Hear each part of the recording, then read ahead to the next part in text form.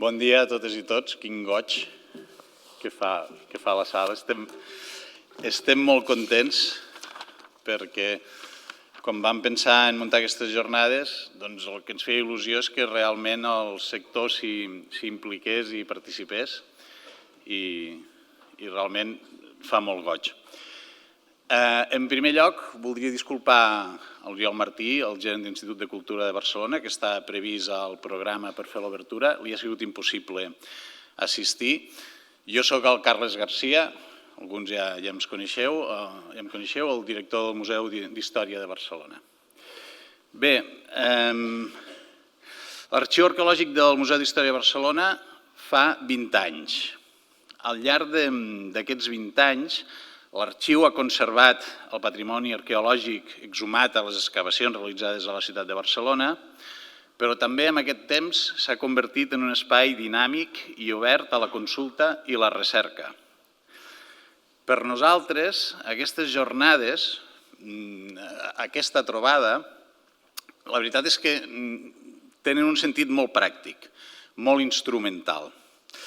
Estem cada dia enfrontats a la gestió de grans volums de materials procedents de les excavacions arqueològiques, particularment abundants i riques a la ciutat de Barcelona i moltes vegades realment urgents. Això fa que haguem d'assumir constantment reptes de gestió, necessitats d'actualització i perfeccionament dels instruments de descripció, racionalització de la manipulació i el moviment dels objectes i els volums en el nostre espai, millorar les infraestructures constantment i, és clar, ens enfrontem, com crec que segurament és una de les preocupacions principals en el nostre sector i en el nostre àmbit, ens enfrontem constantment a la necessitat d'ampliació, a la necessitat de creixement de les capacitats d'emmagatzematge en condicions adequades. Això, com tots sabeu, és un dels reptes que tenim. En un context, a més, en el que el creixement dels volums aportats no s'atura i no es redueix. Per tant, aquestes jornades les plantegem com un espai per reflexionar, aprendre i compartir d'experiències nacionals i d'experiències internacionals, això ens sembla molt important, amb la voluntat de generar marcs estables i col·laboratius que ens permetin, sobretot, avançar plegats. Voldria recordar que al museu no treballem sols. Ho fem colze a colze amb el Servei d'Arqueologia de Barcelona, en el marc de l'Arxiu Arqueològic i de l'Institut de Cultura de Barcelona. Vull agrair aquí la tasca dels nostres companys i companyes del servei. També voldria agrair, perquè realment ha sigut molt propera, la predisposició a col·laborar que des del primer moment ha tingut tant el Servei d'Arqueologia del Departament de Cultura com el Servei de Museus del Departament de Cultura. Compartim conjuntament amb ells i amb el conjunt del sector, compartim el repte de construir un futur responsable i sostenible quant a la gestió dels dipòsits arqueològics. I finalment vull agrair a tots els participants que ens acompanyen a les jornades i que ens han mostrat la seva predisposició per formar part d'aquest espai de debat. I també, com no, als companys i companyes del museu, que amb el seu treball i professionalitat han fet i fan possible un arxiu arqueològic que creiem que és de referència i que en espais com el que hem organitzat avui i demà continuen treballant per donar respostes als reptes del futur. Que tingueu unes bones jornades. Us deixo amb l'Emili Revilla, que és el company del museu que porta l'arxiu arqueològic i coordinador d'aquestes jornades. Moltes gràcies.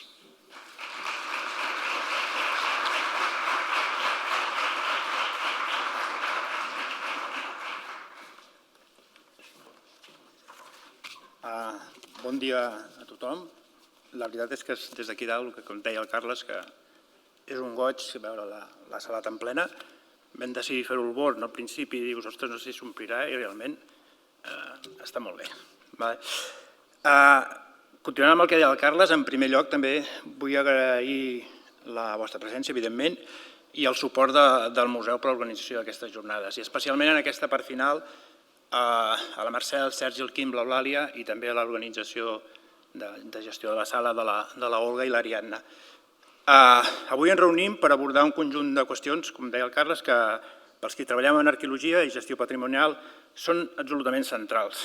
Els dipòsits de materials arqueològics no són només espais físics de conservació, són infraestructures científiques i de coneixement, fonamentals per garantir la traçabilitat, el control i el valor de les dades arqueològiques generades en el territori. En les darreres dècades, el volum de les intervencions en arqueologia, les intervencions preventives, han multiplicat el volum de materials ingressats als dipòsits. Això, en general, ens obliga a plantejar-nos bàsicament en tres aspectes. La gestió eficient dels dipòsits, les intervencions arqueològiques generen un volum de materials gran, i darrerament més que en anys anteriors, i això fa necessari revisar protocols, millorar processos i garantir que cada peça conservada tingui un sentit, un valor científic, patrimonial o interpretatiu. La gestió ha deixat de ser una qüestió merament tècnica, és una decisió estratègica. El model de creixement il·limitat no és sostenible, tant per la capacitat limitada emmagatzematge com també, sobretot, per la impossibilitat de gestionar-lo adequadament amb els recursos humans i tècnics disponibles. En segon lloc, hem de posar el focus en la sostenibilitat del registre arqueològic. Aquesta és essencial per assegurar que els arxius arqueològics siguin estables, segurs, accessibles i comprensibles pel futur. Per això, cal establir estàndards, protocols comuns basats en bones pràctiques. Les institucions receptores hem de garantir que el material s'emmagatzemi seguint criteris reconeguts de conservació preventiva, correctament documentat i accessible per a la consulta, la investigació i la difusió, promovent així un objectiu social i sostenible del patrimoni. I finalment un tercer pilar, que resumeixo amb innovació, que és bàsicament digitalització, que els dipòsits estan experimentant una transformació profunda gràcies a la digitalització. La integració d'inventaris en entorns interconnectats, l'ús d'escàners 3D, els sistemes avançats de georreferenciació, la traçabilitat digital, per reconèixer tipologies ceràmiques, per a la recerca, etc. La digitalització no només millora els processos interns, sinó que fa possible que el valor dels materials dipositats arribi molt més enllà del magatzem, a investigadors, estudiants i institucions d'arreu. Aquestes jornades, com deia el Carles, naixien precisament amb la voluntat d'abordar conjuntament, comunitat, no només des del museu, sinó amb tota la gent i les institucions implicades, aquests reptes d'una perspectiva interdisciplinària. Volem posar en comú experiències, identificar punts dèbils, compartir metodologies i, sobretot, establir línies de treball que ens ajudin a construir models del dipòsit més eficients, més sostenibles i més útils per a la comunitat científica. El futur dels dipòsits no passa, doncs, només per acumular materials, sinó per dotar-los de sentit, de criteri, d'eines que permetin convertir-los en veritables nodes de coneixement.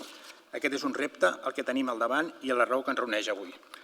Ara us comentaré una mica l'ordre de les sessions. Fer esment amb una cosa que a la primera publicitat de les jornades hi ha hagut un canvi perquè l'estructura fèiem primer una visió europea en el sentit de parlar a nivell europeu, anglès, francès. La Rebeca Recio, que venia de Madrid, i després ja la tarda d'avui i demà centrat en Catalunya, a l'Arxiu Arqueològic nostre, i després la taula rodona. Per una circumstància sobrevinguda, la Rebeca no podia assistir avui i vam haver de fer aquest canvi i l'hem passat a demà. I des d'aquest faristol agrair a les persones que se'ls ha hagut de canviar a última hora de matí, de venir un dia i canviar-lo l'altre. Vull dir que moltes gràcies per la predisposició. Aleshores, la primera part d'avui serà la visió europea en què participaran Agnieszka, és difícil de pronunciar el seu nom, que parlarà a nivell del EIC, de les bones pràctiques a Europa. Després vindrà el Bernie Sloan, que parlarà dels arxius arqueològics a Anglaterra, i després vindrà l'Helena Anton, que parlarà de l'experiència de Lorena a França. I després aquí és on hi ha hagut el canvi, que hauria d'haver vingut la Rebeca Recio. Avancem a la Maite Miró, del Servei d'Arqueologia, i a la tarda parlaran la Sònia Blasco, del Servei de Museus, la Comissió d'Arquexarxa, que aquí no sortien noms, i ve l'Eva Solanes i l'Ester Gurri, i després el cas pràctic de les comarques d'Olona del Jordi Graner i l'Àngels Pujols. Moltes gràcies, desitjo que les sessions que vindran siguin enriquidores i que, com abans, comencem millor perquè ja anem tard. Vinga, som-hi.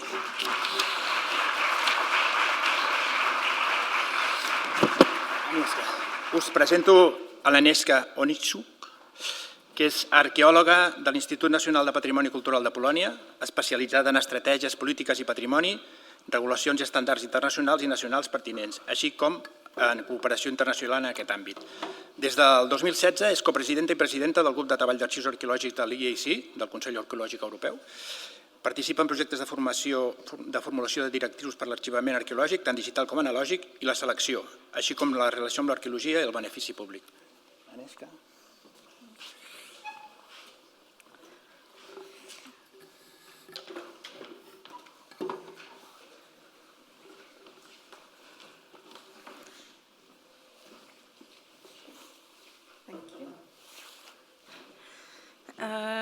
Good morning, ladies and gentlemen. I'm really happy to be here, and I thank you, Emily, for his invitation.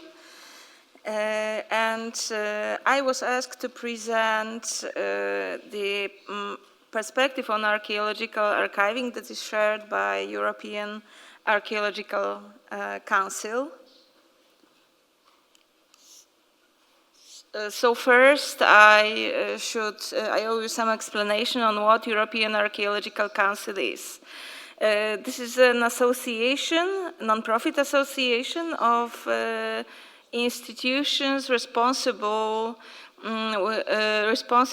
with archaeological heritage management. It means that it's an association of heritage agencies or ministries or other relevant bodies, and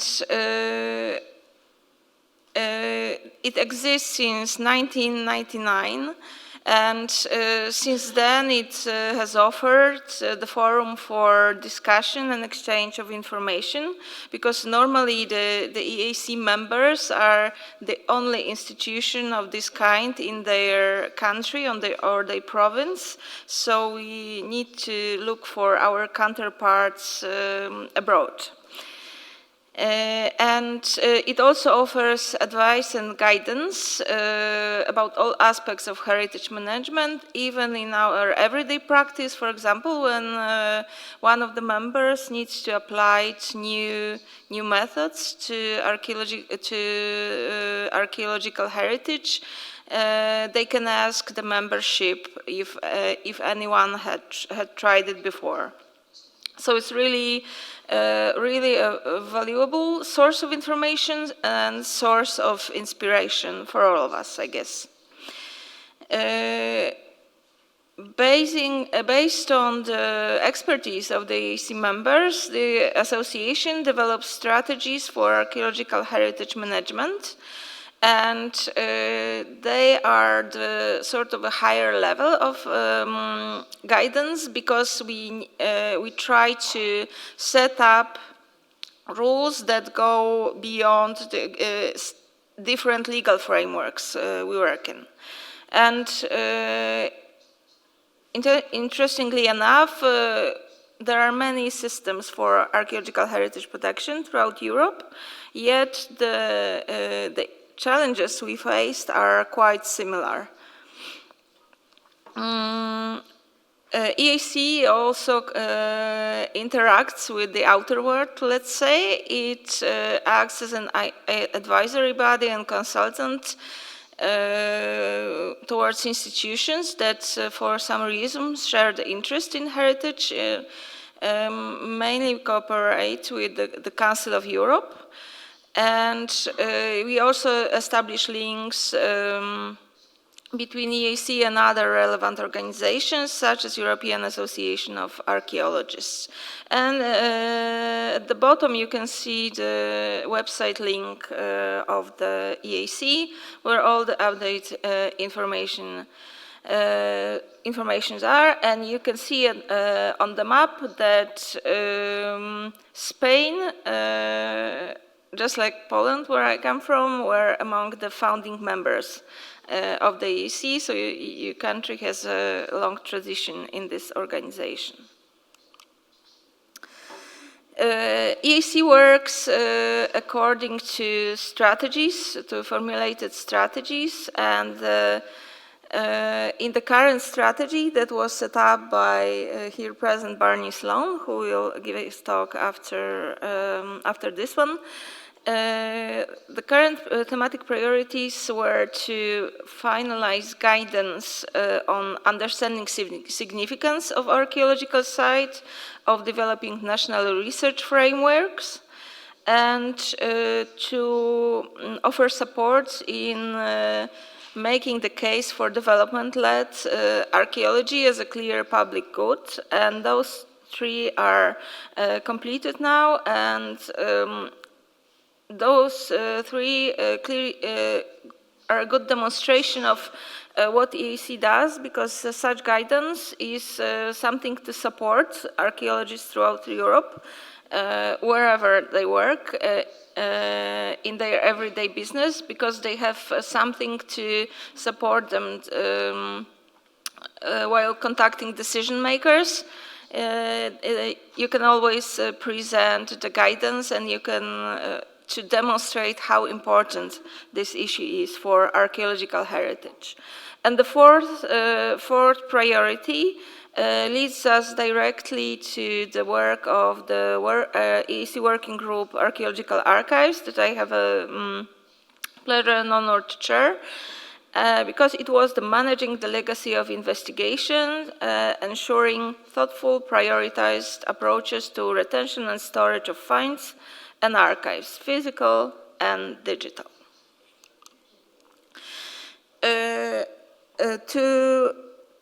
To put these priorities into action, EAC sets up different working groups, and actually recently we had 7 active working groups, which I guess it was a record for the association. And you can see that some of them have already completed the work, the one on public benefit, the one on significance of archaeological site, and on national research frameworks. The 3 groups you can see on the left: archaeological archives, remote sensing for archaeology, and the working group for farming, forestry, and rural land management are the groups that were set up earlier than the formulation of strategic goals, and they are sort of constantly working because well, we all know that there are many challenges and issues in archaeological archiving, so I think that this working group is going to be with the EAC forever. And also with rapidly changing and developing technologies for the remote sensing, also this group that is composed of the EAC members, but also professionals in remote sensing, will have a work to do. They issued the guidance on geophysics in archaeology, and the guidance on the use of LiDAR in archaeology, and I think that there are more to come from their part.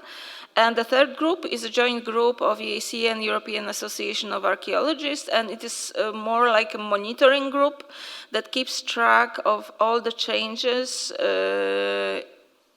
in legislations and policies towards agriculture, farming, and so on, that to all these activities that can influence archaeological heritage. And the communication group is dealing with the contact of the EAC with the public and with the members.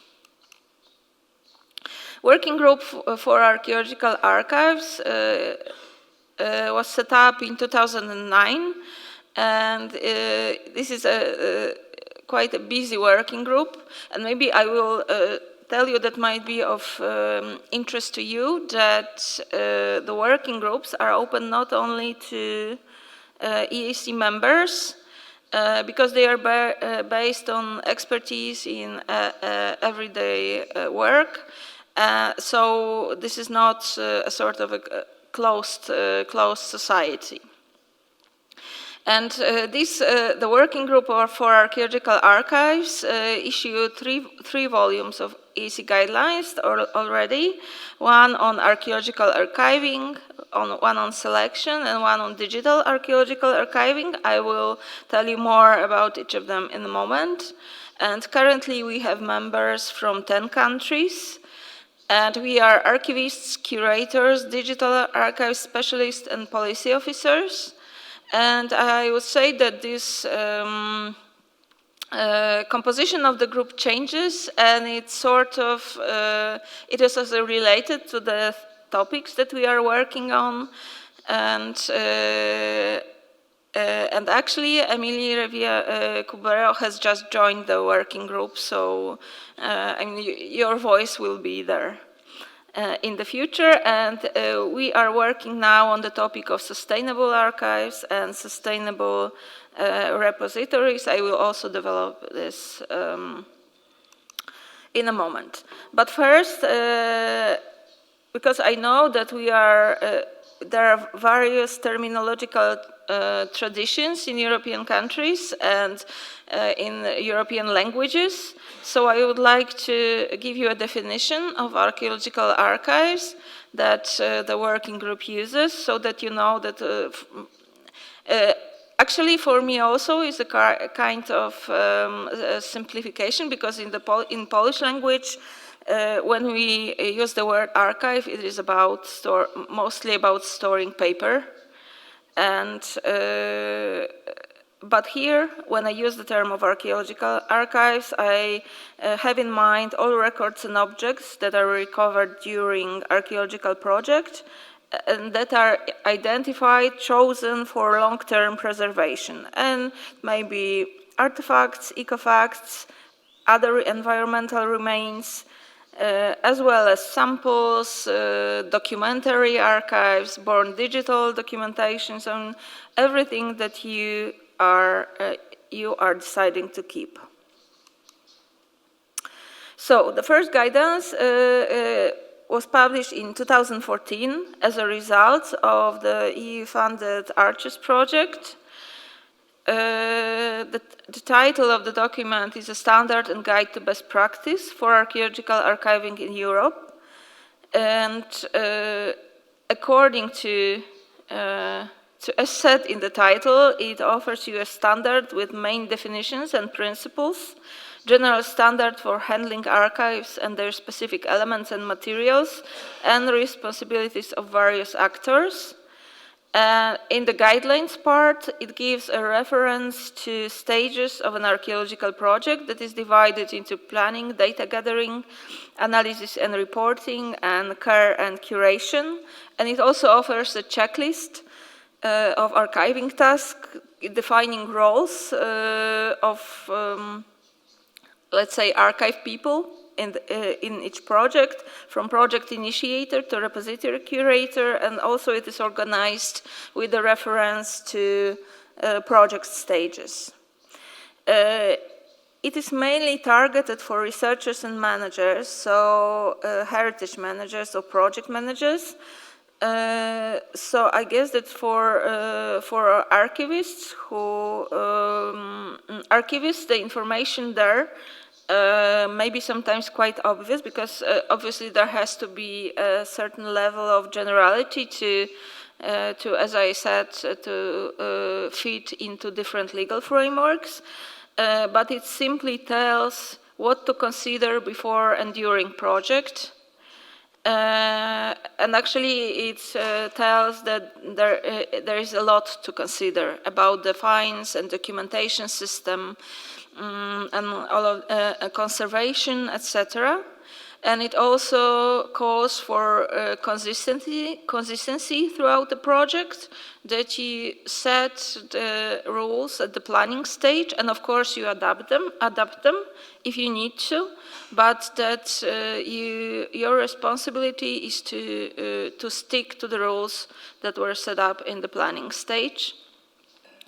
It talks about various types of projects, because an archaeological project is not only field work related, but also reassessment of existing collections, for example. And it clearly shows how diverse and varied archaeological archives are and what different requirements various materials have. And it also underlines significance on repository curators, because it tells that on every stage of the project, from the planning stage, archaeologists should contact repository curators and work with them so that the research they carry results in archives that can be easily accepted to permanent storage. The guidelines is available in a number of languages. In English, which is the main version, and the point of reference, in Czech, German, French, Icelandic, Dutch, Polish, Portuguese, and Swedish. And there is always an option for more translations. So, for example, if the Spanish members of the EAC decide that there is a need for a native language version for the guidelines to be used in Spain, it is always possible. You can contact the EAC board and about this. The next guidelines were issued in 2021. They were part of a wider initiative of making choices in archaeology, and was related with one of three main thematic themes of the Amersfoort Agenda, EAC strategy from 2015, which was Dare to Choose.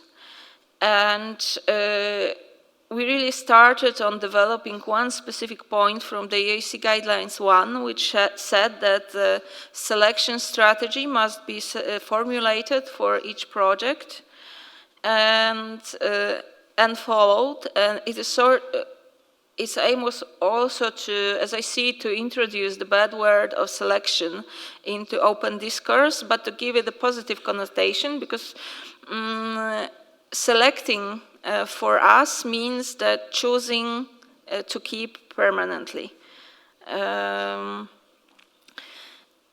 Also, the choosing to keep something or documentary records or finds permanently, and to give arguments why we are doing so, because I think that this is the most important in all the making choices initiative of the EAC, that our choices have to be transparent, and we have to be able to give arguments to non-archaeologists as well. The guidelines also gives reference to stages of an archaeological project, but we have stopped at the point of archive transfer, because various projects has showed that have demonstrated the projects that were carried out in England of so-called rationalization of museum collection, that returning to archaeological collections that are already in permanent storage and are and maybe old collection, it takes so much time to go through the records, to go through the finds, to sort of reconnect them back, and to recreate all the knowledge that project team had during this project. It takes so much time and effort that it's practically unfeasible. And one of the pilot museums that took part in this rationalization of collections project even said that it would be cheaper to build a new storage facility than to reassess all the collections. So this is why we decided to stop at the point of archive transfer, and we emphasize that the best moment to decide what we want to keep for the future is the end of the project, where we have the fullest possible knowledge at that given time about finds and about records. The guidance is available in English, Czech, and Polish, and Czech and Polish were translated because the colleague and I, we realized again that archaeologists need something in their native language, so that there is no language barrier and that everything is easy accessible to them. Third guidance prepared by the working group. The latest one was issued in 2024. It was the result of cooperation with the SEADA Cost Action. SEADA develops a Saving European Archaeology from the Digital Dark Age. It was a network of archaeological data specialists approaching the data from various perspectives, and that also issued two themed issues of Internet Archaeology, 58 and 63. And if you are interested in how the digital archival practice looks in various countries, even beyond Europe, because there is even a description of situation in Japan there. So you can go through those issues, and it also gives you an insight into what works and what doesn't work in introducing digital archiving solutions. Within this theme, the working group issued a paper and the position statement. The position statement you can see in the slide. And we sort of changed the target group for this one, because we decided to speak to decision makers, to tell them what the significance of primary documentary archives is, and that actually this is the heritage value, just as finds and objects, and that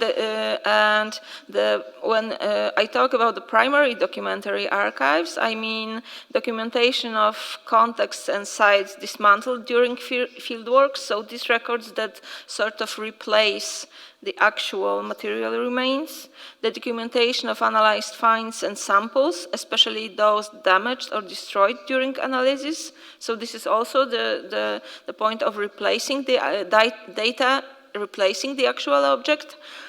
The documentation of deselected finds or samples.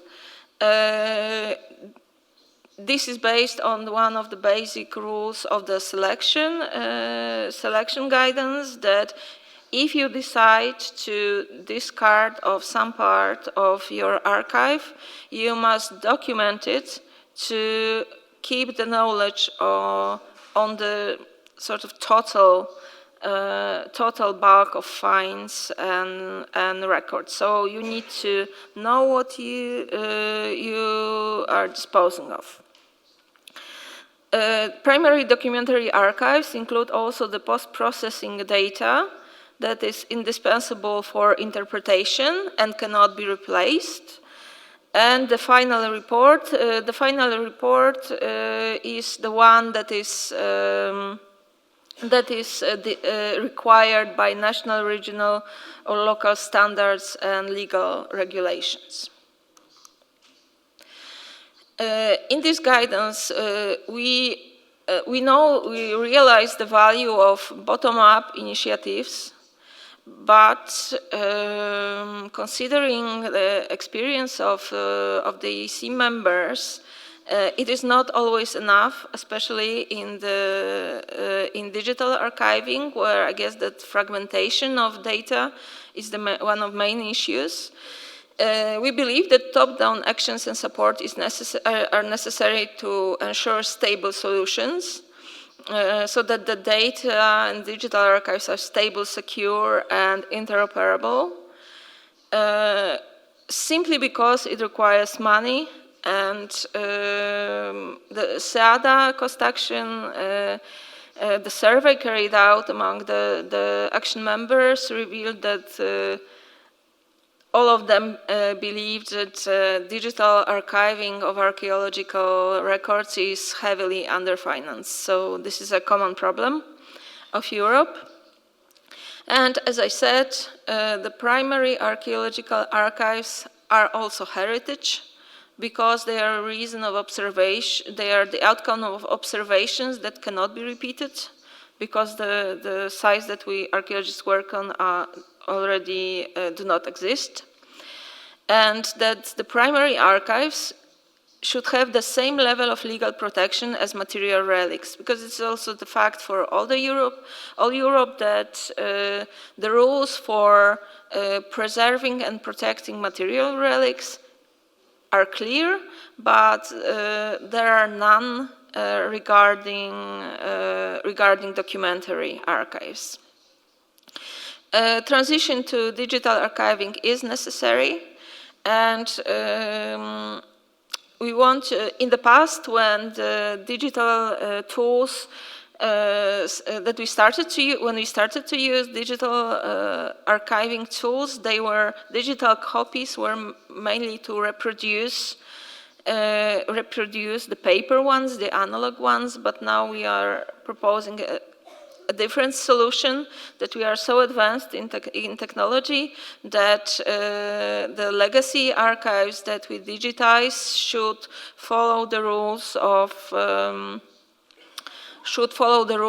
born digital records, and that primary archaeological archives should be fair by default, which means that they all should be findable, accessible, interoperable, and reusable. And also, SEADA has shown that it is not, that archaeological sector is not there yet, and I guess that we all know it. And the pyramid that you see in the slide shows what is required, that the infrastructure is not the main reason for the sector to actually practice digital archiving, because well, first of all, it has to take the user into consideration. So simply archaeological archiving in digital version must be easy, and you should also advertise it within the heritage sector so that the people know why this is necessary, why this is important, and you should offer, and so that they know that it is so important that it should be included in their everyday practice, and you should offer some incentives for the people to work on their digital archives, because obviously they have, when you store your data on your personal computer, you have to organize it in whatever form you like, but when you are transferring your files to some repository, you need to adjust to the rules of this repository, so it takes time, it takes effort and money, so some incentives are necessary. And European experience show that when you make it required, when you make the digital archiving in a given repository an obligation, it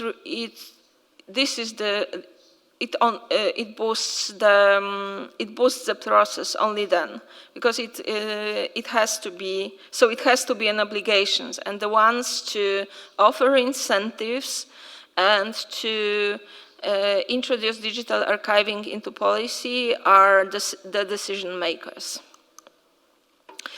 So our current topic is sustainable repository. In terms, but also sustainable repository, but also changing roles of repositories and storage facilities, with the archaeology opening up to the public. And here we continue, sort of pick up the topic at the point that was at the point where we stopped in the selection guidance. It means that while transferring an archive to permanent storage, we want to show that to all the archaeological sector, because you are archivists, so you obviously know it, that this is not an end of archaeological collection, that's sort of life after life, with different purposes and different challenges than the active project.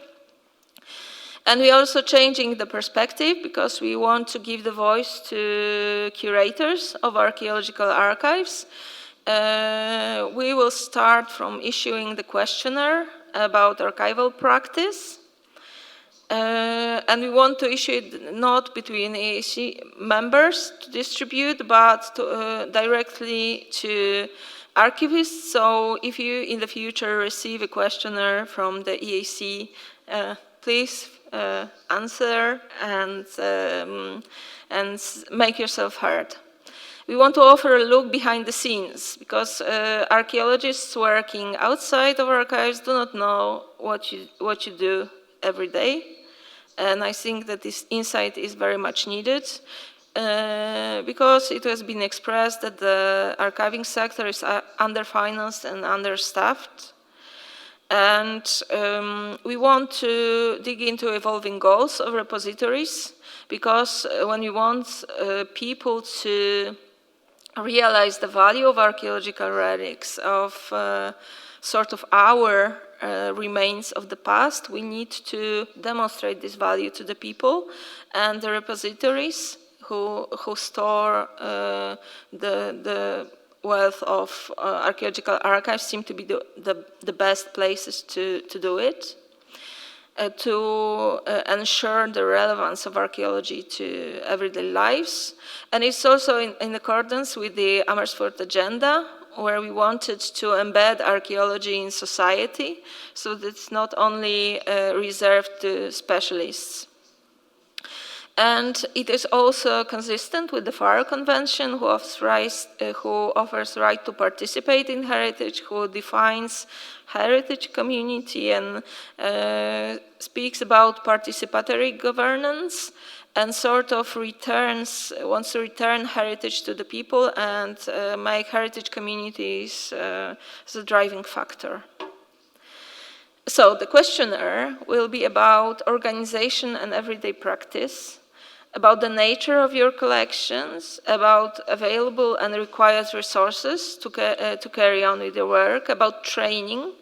But we will also ask some big questions on how do you see the role of repositories within archaeological heritage management?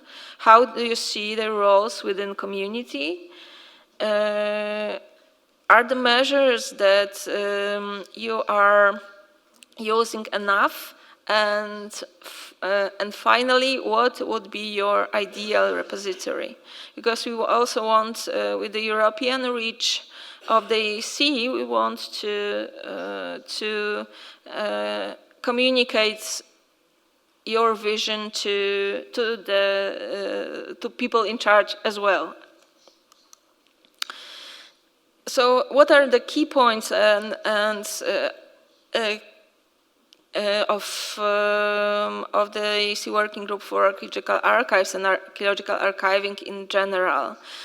First of all, this is the transnational character of the working group and of the guidance, because we usually start from some regulations that are developed in one of European countries, but we adjust them, as I said, we adjust them to different legal systems to make them operational throughout Europe. We need to demonstrate the significance of archaeological archives. That is just not something that is left after archaeologists clear up the area from archaeological remains. That is actually heritage in its tangible and documentary form.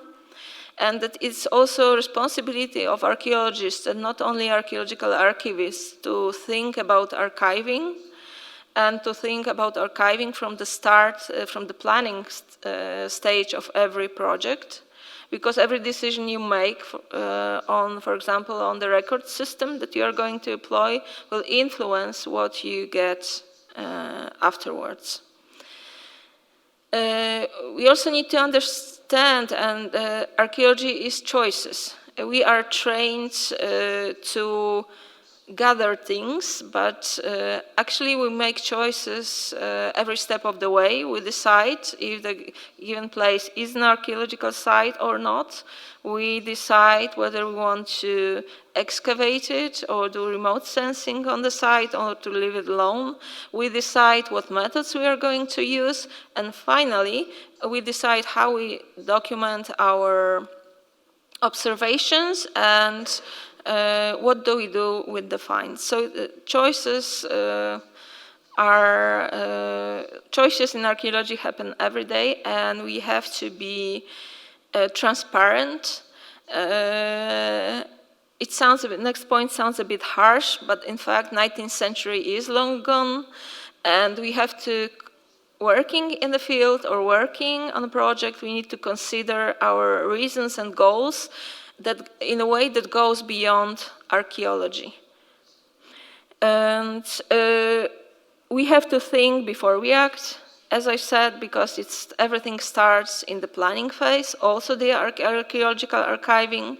We have to keep up cooperation with future curators to make the transfer of the archive and curation as easy as possible. We need to be transparent about our choices, because what we study is not only for us. And we need to be advocates for archaeological heritage. So we need to think from the start about our reasons so that we can argue for those reasons throughout the project. So we need to be better and better in communicating and adapting to the circumstances. Thank you.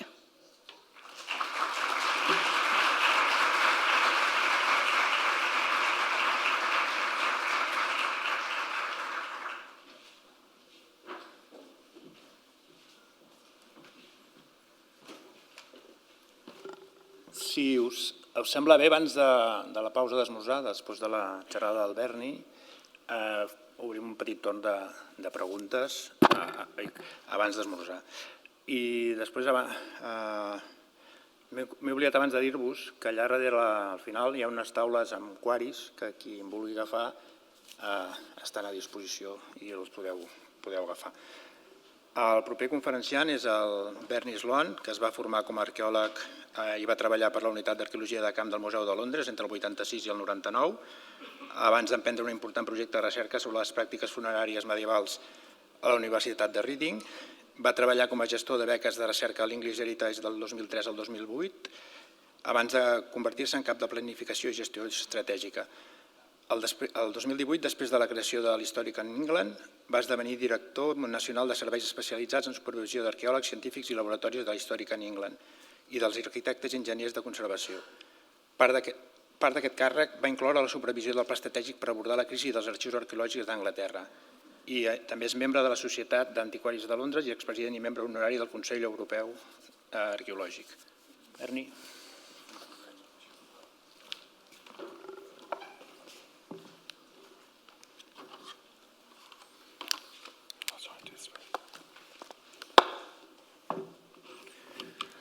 Thank you very much indeed, Emily and colleagues, for inviting me to this absolutely brilliant building. Well done, Barcelona. I've never been here before, but it's stunning. I'm really happy to be here to give you some insights into the English approach to the archives crisis, and it is a crisis in England without a doubt. I can't tell you that I've got an answer, but I've got close to an answer, and hopefully we will get an answer in the not too distant future. So first of all, Oh, it does go. I'm the National Specialist Services Director for Historic England. Historic England, so first of all, the National Specialist Services Director, that doesn't tell you very much. I'm in charge of the team of archaeologists in Historic England, as well as the heritage scientists and the technical conservation, building conservation staff. There's about 110 of them. Historic England advises the UK government on heritage matters in England.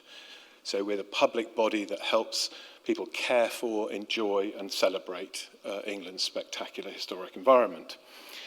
Among the things that we do, so championing historic places, making sure that we retain them, identifying and protecting our heritage, and I've put that in bold because that's where I think dealing with archaeological archives sits.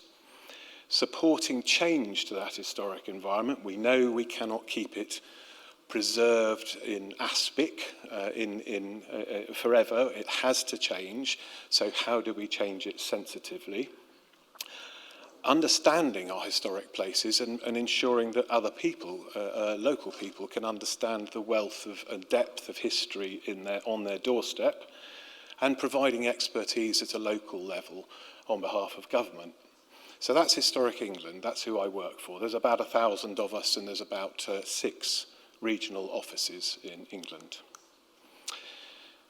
So I'll try and give you a summary of how archaeology works in England, because I suspect it's rather different from how it works in Spain. We did ratify the Valletta Convention, and for the particular purposes of today's talk, Article 4, subsection 3, each party undertakes to make provision for the appropriate storage places for archaeological remains which have been removed from their original location. So our government is bound by an international convention to do something about what is excavated from archaeological sites. We have a national planning policy framework. That's the mechanism which manages most of archaeological heritage in the UK that isn't protected by law.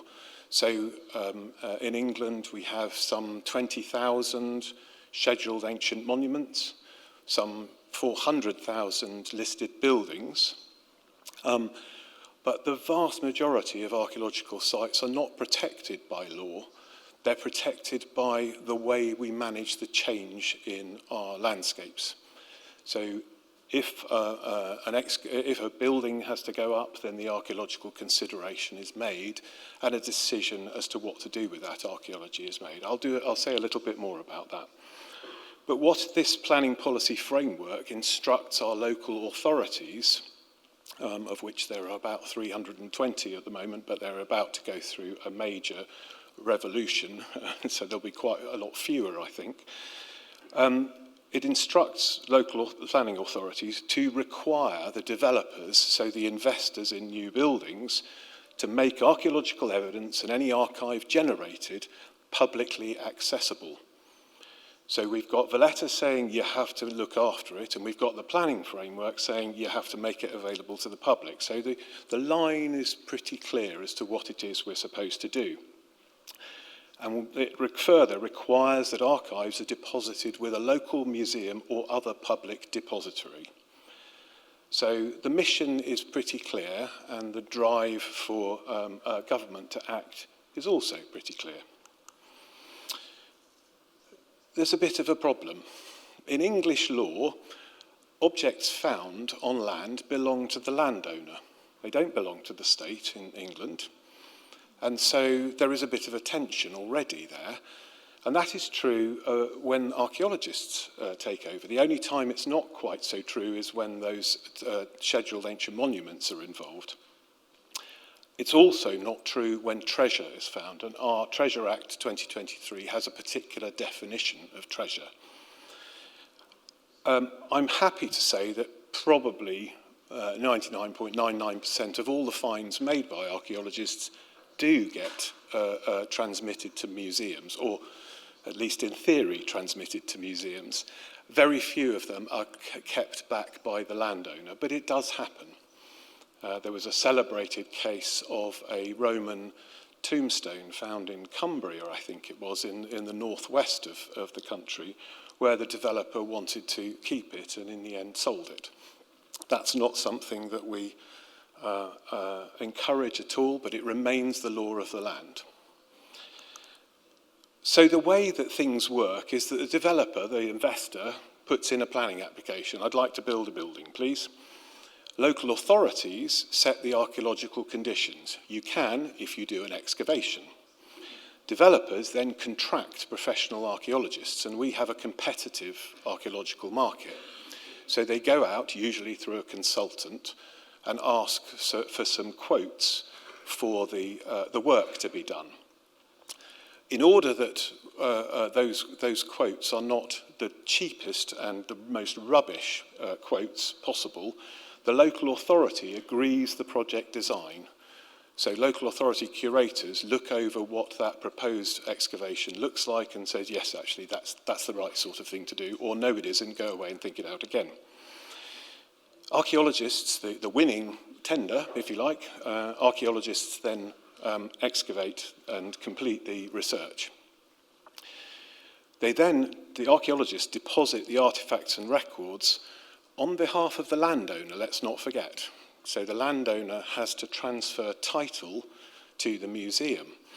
And that's quite complicated because by the time the excavation is complete and the archive is ready to be sent, some people don't even know who the landowner was because it's been sold on 3 times. So the site's been sold on 3 times or so. So there is a problem there for England that we're trying to address as well, which is to smooth that transfer of legal title. There is usually, but not always, a fee accompanying that deposition. So the developer, the investor, is expecting to pay a sum, a one-off sum, to put that material in the archive. And that, theoretically, that money goes towards making sure that the archive is sustainable and the material can be looked after. And then publication of the results occurs, and that will be common to all of us. Just a bit about the sector value. It's probably worth 300 million UK pounds, 345 million euros a year. It employs 5,000 archaeologists, roughly speaking, and we undertake an average, and that's an average over 20 years, of 5,000 investigations across the country. It's supported by a professional institution, the Chartered Institute for Archaeologists. Some of you may have heard of it. And it also has a trade body, the Federation of Archaeological Managers and Employers, which looks after the trade interests and advocates to make sure that commercial sector is as protected and as profitable as possible. It's also supported by a network of local government archaeology officers. So those local authorities that I was telling you about who make the decision about whether a project is a good one or not, they're the local authority, the local government archaeology managers. And that's an association called Algeo. And they're very useful because they help to create consistency across the different local government organisations. The levels of material that we collect on an annual basis across the country is sadly based on very crude data. No museums and there's no system yet for understanding the ingest of all that material at an accurate level. And that's something that's a real problem because understanding the pressures that are building becomes consequently very hard to do. However, we can do something on known examples of site types with known cost in terms of construction. And we've recently commissioned an organisation to look at that. And we think it's round about 500 cubic metres of archaeological archives. This is the physical archives I'm talking about, not the digital. About 500 cubic metres per year. And then we've modelled it forward based on government projections of construction for roads, rail, housing, flood infrastructure, you name it. We've looked at everything that's publicly available. And we think that that figure is drifting upwards, so 540 to 680 cubic metres a year. So we have to plan for something like that ongoing into the future. And it doesn't look as if we're going to stop digging archaeological material up for decades. So Emily and I'm sorry, I missed your name. Is it Carlo? Carlo? Yeah, sorry. And Agnieszka all mentioned that particular issue, that this is an unsustainable, we can't go on forever like this, we just can't. So that's the work that we, or that's the context that we're working in to try to solve.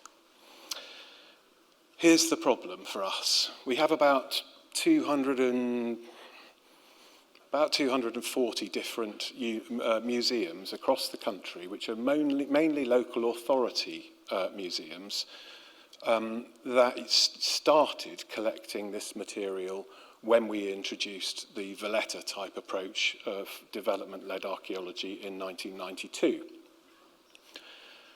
Many of those are now shut, and we estimate that 75% of them will be closed by next year.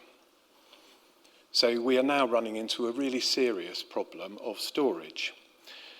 We have local authority budgets under huge pressure, and this won't be common to England, so costs of social care, health, policing, education, and so on are the core priorities for England's local authorities. And heritage gets squeezed under those very, very important priorities. I'm not saying they're not important. And that squeeze is having an effect. So we have a double whammy, if I can call it that. And that is, one, we're running out of space, physical space, and two, we're running out of money to actually address that physical space.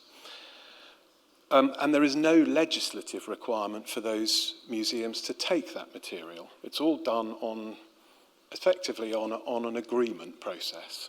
So nobody can force the museums. If they say, actually, this isn't a priority anymore, we're going to have to shut the doors, we can't do anything about it at the moment. What does that lead to in England? Local authorities are increasingly asking developers to find solutions. So they're saying, it's in the planning process, you have to do it, you sort it out. And I'm, as a representative of a government agency or an agency advising government, I'm very worried about that because there will be no standards associated with any of those quick fixes that might be found. Developers, worse for us, may begin increasingly to question the requirement for funding archaeological excavation altogether. Well, if you're not going to keep it, what's the point of digging it up? That could be a question that we hear. And we really don't want to go there. Archaeological artefacts will be at the risk of dispersal, loss, or fragmentation. Just as bad, specialist curatorial and conservation skills, which we have still, will degrade, and we will lose those skills forever if we're not careful. And then the public will be unable to access the material. So it's a bit of a nightmare scenario for us. So how did we start the solution? Right. First of all, robust evidence of the problem. Do you know how big your problem is?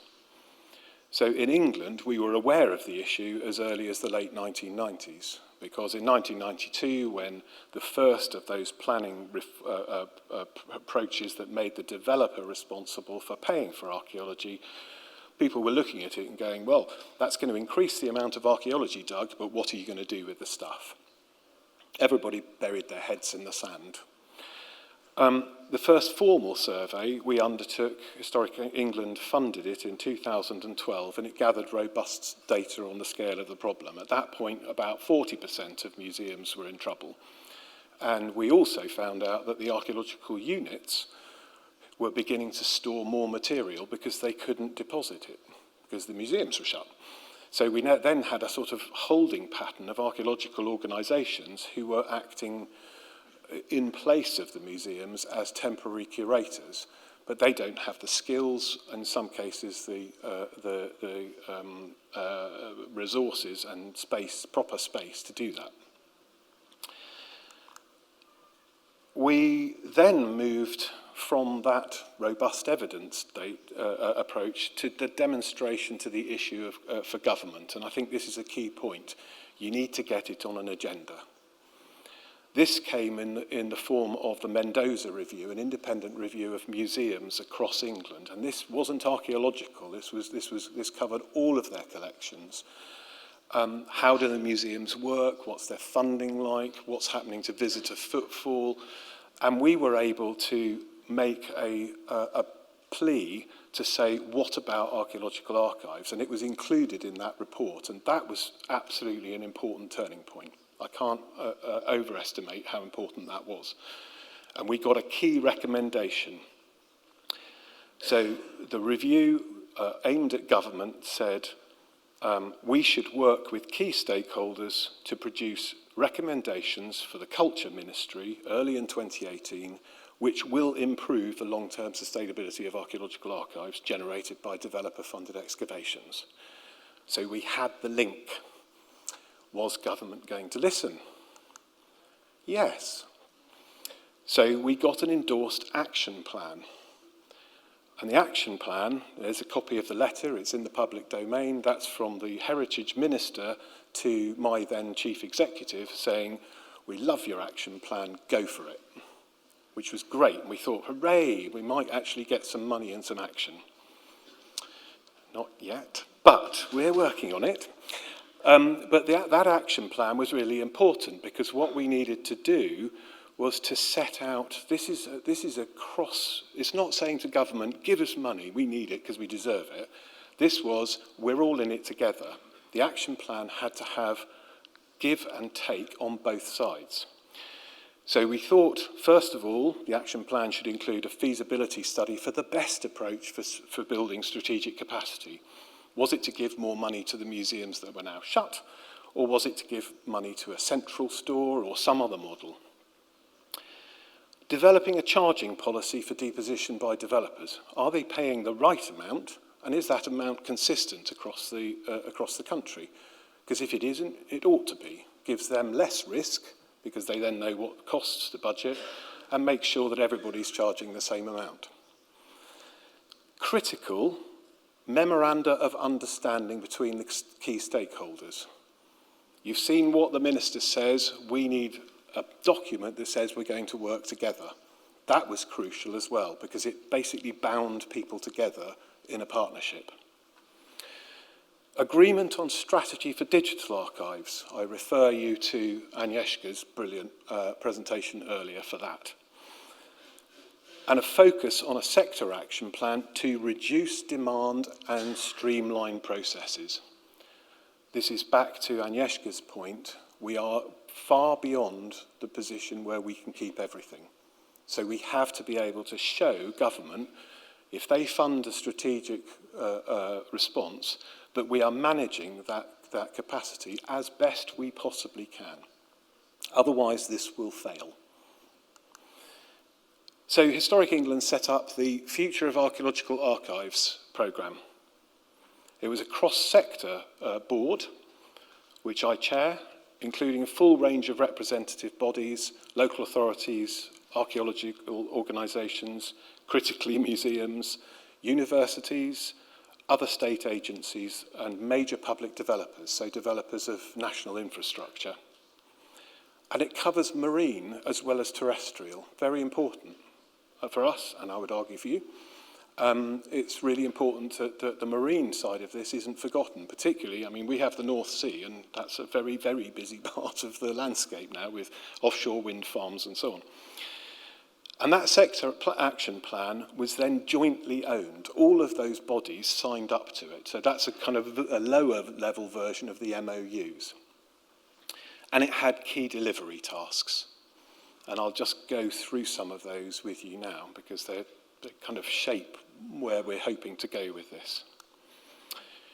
So the first thing was to monitor and analyse the situation.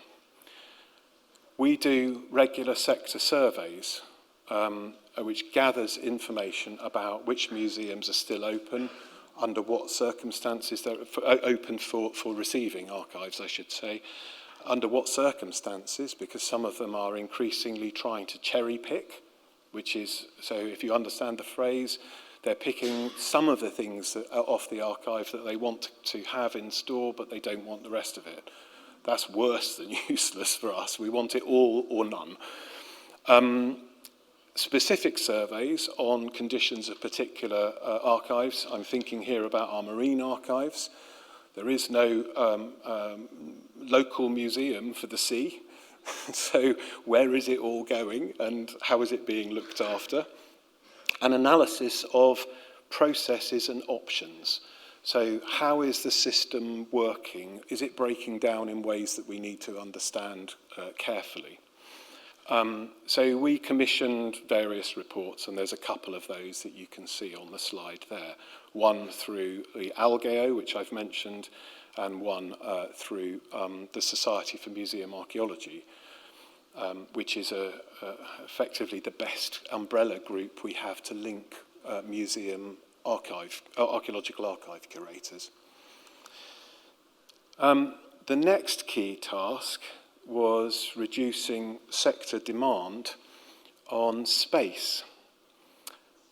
We've produced a toolkit for selecting archaeological archives, and again, Agnieszka mentioned that as well. And this is a little bit like, for those of you who deal in digital, in data management plans are essentially crucial pieces of any project that involves data. We think that we should just develop an analogue for archaeological material, archive management plans. And this goes straight to what Agnieszka was saying about significance. When you're on site and your archaeologists are on site, are they switched on about what it is that they're trying to recover? What quality of context, as you dig up a plough soil and find bits of pot in it, are you actually imagining that anybody's going to do anything with that? Or are you focusing on the really well-sealed contexts that are tightly dated and have multiple different kinds of material in them that will give you the enormous riches? Now, this is almost heresy for archaeologists to say, and it's a really, really uncomfortable philosophical shift in my view, but it's one we have to address. And I think, I don't have the answers yet, but I think that if we all gathered together and thought, how would this work in practice? What does an archaeologist feel like on the site when he's going or she's going, no, not that, versus yes, that? How do we get to that point? There are other points in the process as well, of course. So you can do it once you come off site. You can review your finds again, and then as you begin to research the findings and write your report, you can do it again. So there are ways of thinking about how you can narrow down those quantities. Rationalisation pilots. Agnieszka mentioned those. Some of them have been, yes, absolutely. Don't bother doing it, it's far too expensive. One of them, however, a recent one, has worked, and that was reboxing. And Gloucester Museum in the West Country in England employed a whole bunch of volunteers to go through, with our lottery fund money, to go through the boxes of archives and repack them, because it turned out that some boxes had 2 pieces of pot in, and others, so you could just repackage them. They saved 50% of the space, 50%. Now, I'm not saying that we can do that for 220 museums in the space of a few years, and I'm not saying that's a long-term solution, but it might buy us time, and that's quite crucial. And not only that, but the volunteers said, it's brilliant. I've learned so much about this stuff, it's amazing. And so there was a lifelong learning outcome, which is really exciting. Reburial pilots, we did a few of those. Waterlogged wood, can you put it back in waterlogged environments? Turns out, maybe, not for very long. But sandstone in inert builder's sand, oh yeah. So why don't we take those out of museum stores and put them underground in inert builder's sand? Leave them there. We know where they are, and if anybody who actually wants to come and get them, yes, okay, there's a cost to excavating them, but they're no longer taking up space. It's just a thought. Have a think about it. Improving the guidance on preparation and deposition of archives. Agnieszka's shown this slide already, but national and international guidance, making this a consistent and sensible and logical approach. I don't know what's happened to that slide there. That has mixed up something. So don't worry about the rest of the wording, just the national and international guidance. This is quite crucial because we want to make sure that developers and consultants and local authority archaeologists and the archaeological community and the museum community are all operating to the same standards. It's really, really important. Proving the value of archaeological archives. This is crucial. What somebody says to me is, why? Why should we invest millions of quid in this? Who uses it? And have you, I don't know, this is an open question to Barcelona and to people, colleagues here, do you know who uses your stuff? How many people make use of it? What are they using it for? What's the value of that use?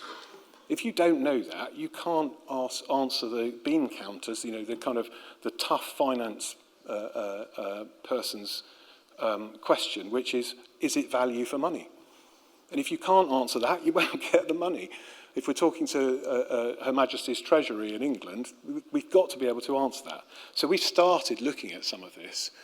Universities, we did a really quick and dirty look at the British Library online. It's currently down because of the cyber attack.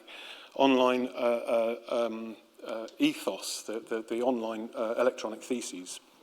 There's about 500,000 PhD theses online. And we got some university colleagues to look at that and say, well, could you scrape through that data and find out how many of those PhDs relied on access to archives? 582 of them. 250,000 objects worth, in terms of the investment in the PhDs, £11 million. So there's your first tick. Survey of use by museums. We've just done a project on that. It isn't quite published, but it shows far and away that it's for outreach, handling and education. So in the museums, those are the people who are coming. School kids, researchers, local people doing research on stuff. It's really exciting. It's not very high numbers, that's the problem. And that's because it's a chicken and egg. We don't know what's there and they can't find out what they're interested in. So they come along, what's he got in the archive? Well, there's some boxes, but I can't tell you what's in them. Oh, you're not going to get much engagement. The best one, I think, is to take it out of the heritage domain entirely and just say to government, do you know what this stuff can do for science and innovation? Have you any idea what ancient DNA is now doing? Have you any idea about what the study of human bones can tell you about medicine? These are the sorts of things that are worth millions. Do you understand, for example, why the Black Death became dropped in lethality? After COVID, there were a lot of people thinking about pandemics. These are the sorts of things that you can only get from archives. You cannot create them in the lab. So this stuff is really important. And there's an example from Nature magazine. The elevated genetic risk for multiple sclerosis emerged in steppe pastoralist populations, proven by looking at archaeological material. And that is giving people a new way of thinking. How do we tackle MS? Now, those sorts of things are really big questions, and archives can help. So if we put all of this together and put it in front of people and say, brilliant, do something amazing with it, then we might get an outcome.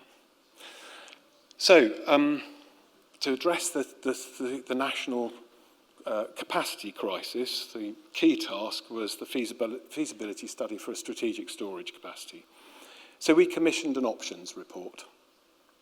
It confirmed that a single national store was the most economically viable.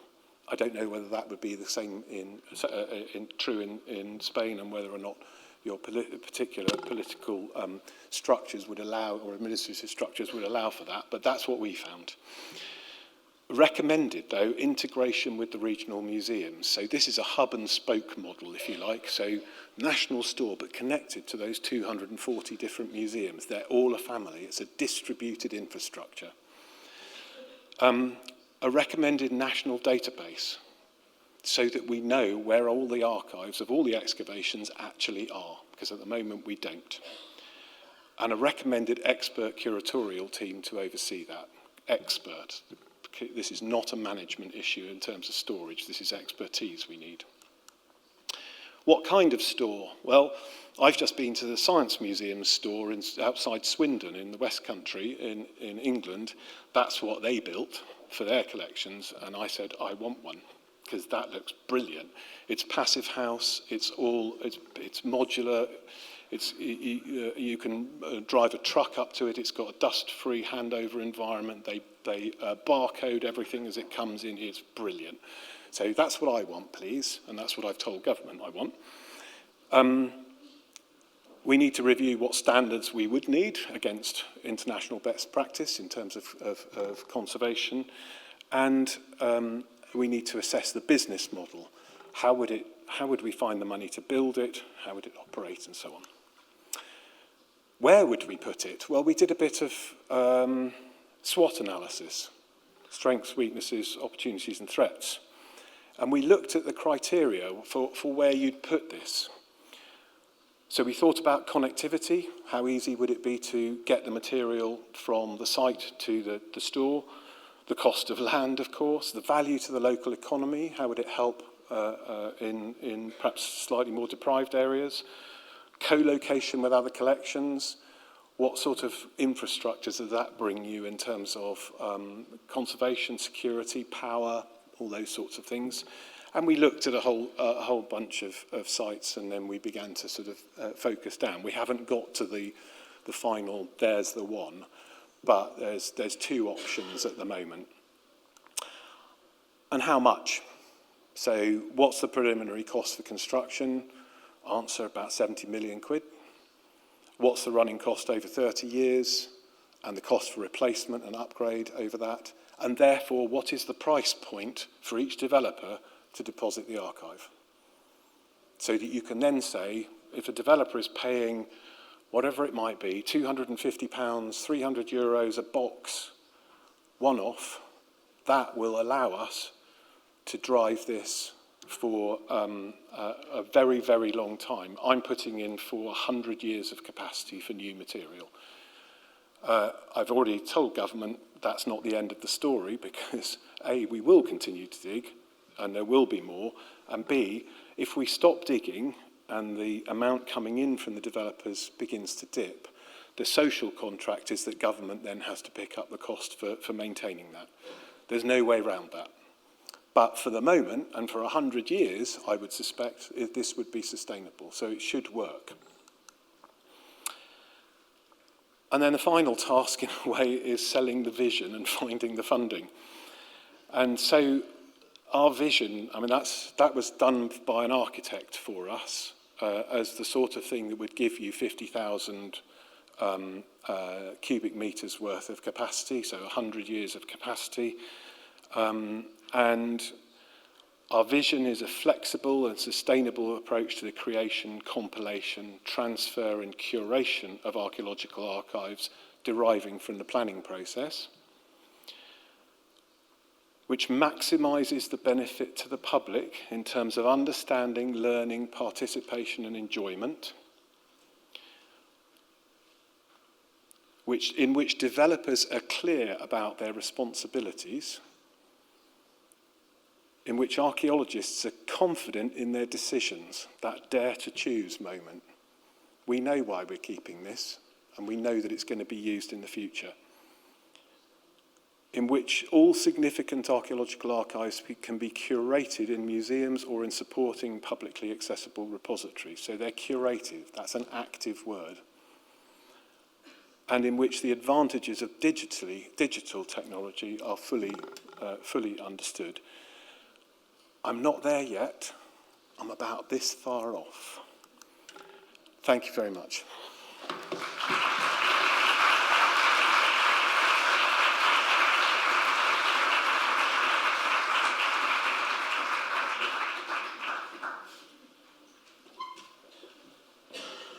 Com que anem en temps i l'esmorzar està previst per aquí de 10 minuts, si la Nesca i el Berni volen pujar a la taula i algú vol fer una pregunta, passem micros i es fa la pregunta.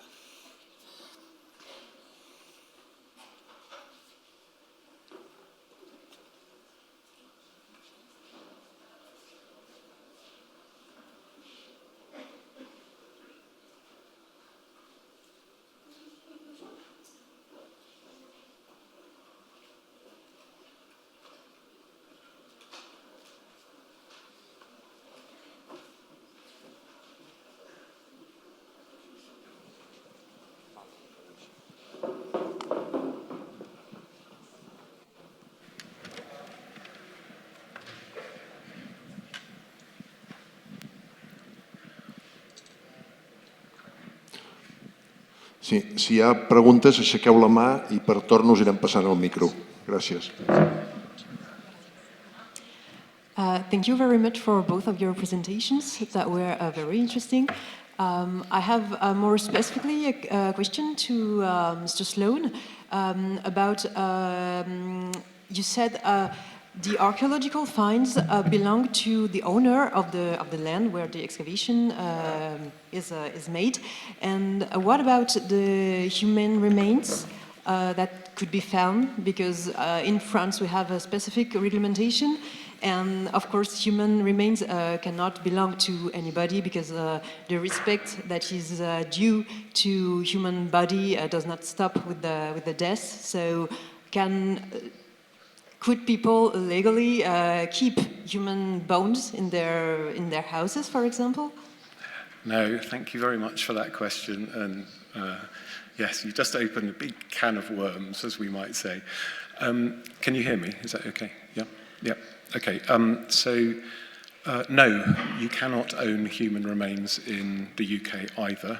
In fact, it is illegal to retain them without a specific licence. And burials licences are issued by the Ministry of Justice. It's a bit more complicated with the Church of England and other religious denominations who also exercise a right to rebury. But yes, an ordinary landowner cannot go, oh, that's a nice skeleton, I'll put it on my windowsill. No. Thank you.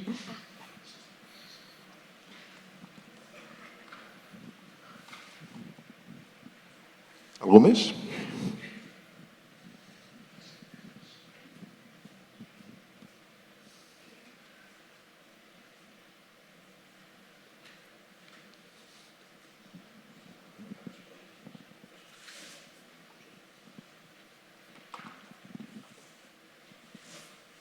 No, bueno, jo en relació a la comunicació del Berni, el tema aquest de la centralització de tots els materials en una sola seu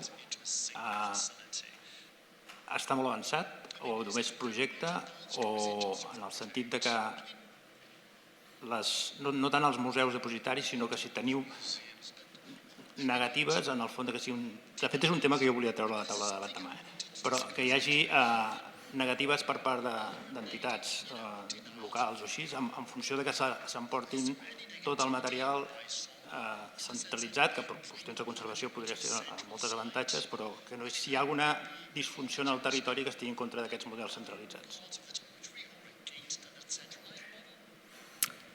Another very good question. So what we have done is some basic consultation. But one of the next stages in our plan, if we get a green light from government, would be to do a big piece of consultation with all the museums and the other stakeholders in the system. I can characterise the concerns. They're not. Most people have said, yes, this looks a really good idea, but have you thought about some thoughts? And I'll characterise those. The first one is who owns it. So does the regional museum own it and give it on loan to the central store, or does the central store own it and, if necessary, give it on loan to the region? We favour that it should be owned as close to where it was found. And so we think it'll probably go, the regional museum will own it, but if they haven't got space, the central store will hold it on their behalf. That's the first one. The second one is about the nature of the conservation standards. Does it meet the same standards that the museums themselves would impose, which is why this issue of guidance is so crucial. And the third one is actually what would happen, is there a negative pressure on the local authority who own the museum to say, oh good, there's a central store, we'll close our museum. We have, in the planning, we have said, no, we won't accept any material that is already accessioned by a local museum unless they pay the same charge as a developer would pay. In other words, it will cost them a very large sum of money to empty their stores, and we think that that will be a disincentive to try to do so. And the fourth thing is, how do I get hold of my stuff? So if a local museum wants to run a display on the Iron Age in the northeast of England, how does it get the material from the store, which might be in the southwest or the south, up to its museum? And we've built into the process a sort of Amazon light, a distribution network which would move material at the cost of the central store to the regional museums for display and back. But those are the big four so far. The rest of it is a little bit about, we've got our own processes.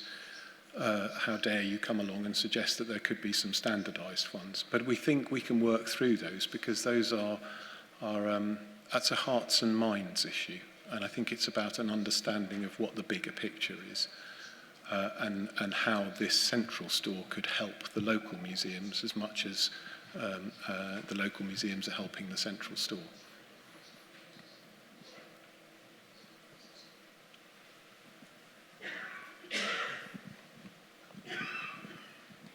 Una pregunta per l'Agnieszka. Tu has dit que esteu buscant estàndards, maneres de fer que puguin ser a nivell de tota Europa. Però clar, és molt complex perquè les lleis als diferents països són molt diferents. Com preveieu aquests objectius, aquests estàndards que dius que esteu fent? Perquè puguin ser vàlids per tot arreu.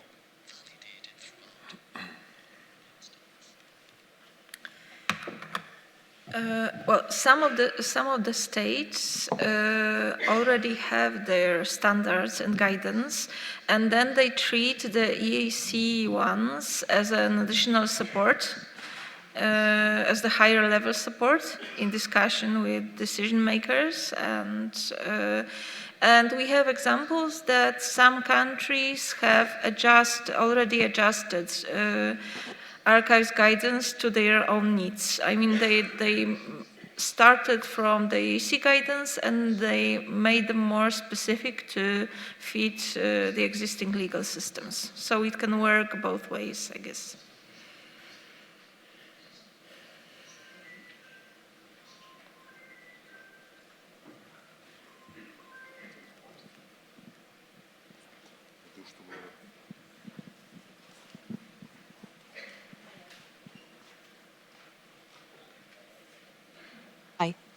No funciona. Ara, no. Hola. Hiya. I've just got a quick question for Barney. It's something of curiosity, really. I work for a commercial unit in the UK, and when we were talking about museums not accepting material. This is something that happens to us quite a lot. So we keep in these materials, but I always have this question about what happens if one day we close down the company. Who's got legal responsibility for this? And yeah, it just made me think about it. And the other thing was about the transfer of ownership. 99.9 times, we always send it. It never comes back. So do you think from the moment, from the archaeological conditions, is there any way that the local authorities should put in their conditions something that says that they need to sign this document before the whole condition is discharged? Okay, let me deal with the second one first. So, yes, we have actually just put on an organisation called the Collections Trust website a piece of guidance on transfer of title and legal requirements in England, and a model contract which would be signed between the landowner and the museum at the outset of a project, not the developer, because the developer may not be the landowner.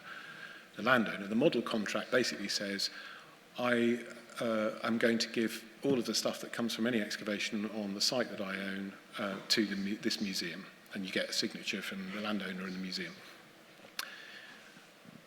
In English law, you cannot give away something that you don't understand. In other words, you can't sign your rights away until you've seen what has been found.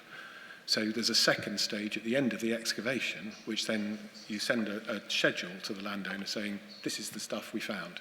Are you still happy to proceed? And then he or she says, yes, we hope. Then it's formally transferred. So there's a mechanism, and I encourage you to look at the guidance and the model contract. And what was the first one? Sorry, it was to do with holding on to material. Yeah, with holding on material when the museums don't accept it. Yeah, so that is a really huge issue. We know that there are now probably thousands of cubic metres. If the organisation goes out of business, the legal responsibility should be on that organisation, because they should have accepted money in order to pay for the archiving. If they have spent it, which is highly likely if they've gone bust, then there is no recourse, and Historic England has, in exceptional circumstances, stepped in to save archives from organisations that have gone out of business. It isn't so often that they go broke. It's more often that small contractors go out of business and just stop because they retire, and they're just a small group. We don't have regulation at all of those archaeological organisations, and that's something that I think is coming. I honestly do. I can't see a way around it. So you're saying that, so when we tender for things, and we tender to a point of archiving as well, but one thing is to archive something, and the other thing is the responsibility for long-term storage. Yeah. So we do have the money to take it to the point of sending it to a museum, but are you saying that after that, if the museum don't want it, the responsibility is on us still? Well, if the museum doesn't want it, something's gone wrong with the system that I'm proposing. Yeah. Because you should be saying, right, we've selected, we've kept the stuff that's significant, you've agreed right at the outset of this process to accept it in principle, here it is. And if that's going wrong, then there's something wrong with the system. No. But by and large, we hope that by putting in this system of checks and balances and guidance, and having the national capacity, that these problems will begin to go away. Thank you. Alguna pregunta més? Bé, doncs si no, passem a la pausa per esmorzar. Aquí darrere dels biombos tenim un petit càtering perquè puguem menjar tots. Ens hi tornem a posar a 12:45 en punt per complir l'horari. Gràcies.